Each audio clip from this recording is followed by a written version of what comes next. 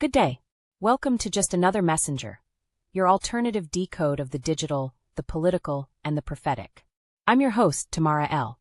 Powered by AI, grounded in truth, and fueled by rebellion, we sift through noise to bring you what they won't say out loud. If you're ready to unplug from the matrix and plug into the message, let's begin.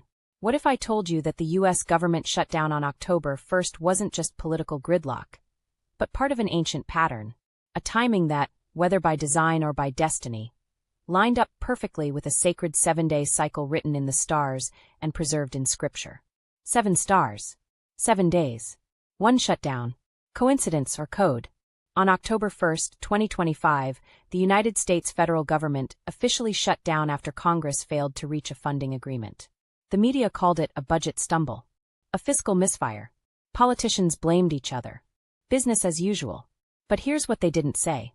October 1st isn't just any date.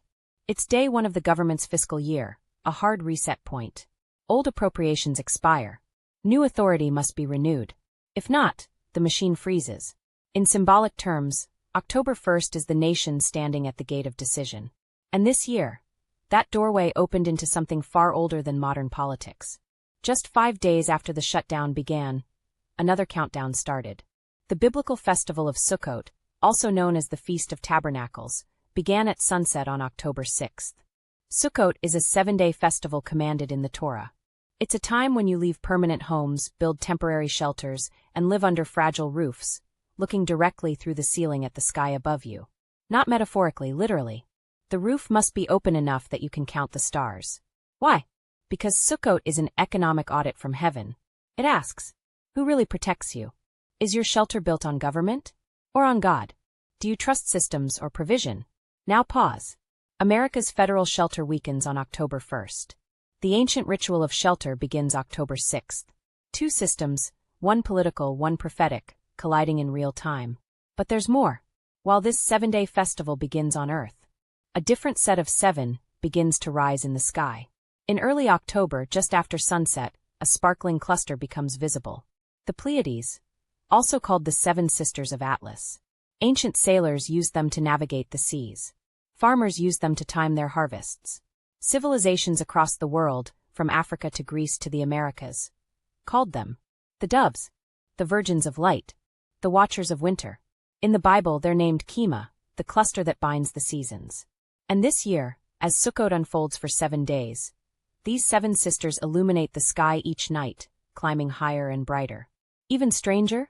On October 10th, right in the middle of Sukkot, the moon passes right beside the 7 sisters. A heavenly seal. A cosmic signature. Now, remember who the 7 sisters belong to.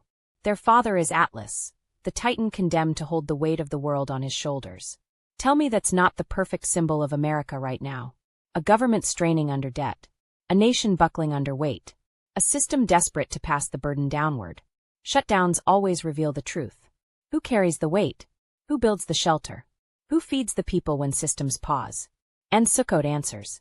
Not Pharaoh. Not Rome. Not Washington.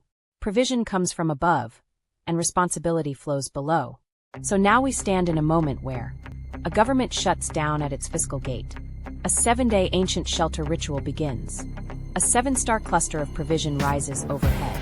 And nobody asks, what message is being broadcast across both calendar and cosmos? This exposé isn't to say the shutdown was scheduled to match prophecy. It's to say, patterns don't need permission to speak. Because that is the moment they don't want you to see. If this message opened your eyes, don't let it stay hidden. Share it, speak it, and stay with me at JustAnotherMessenger. Continue to support the channel via Cash App at $JustAnotherMessenger. Because next we follow the moon to the 7 sisters.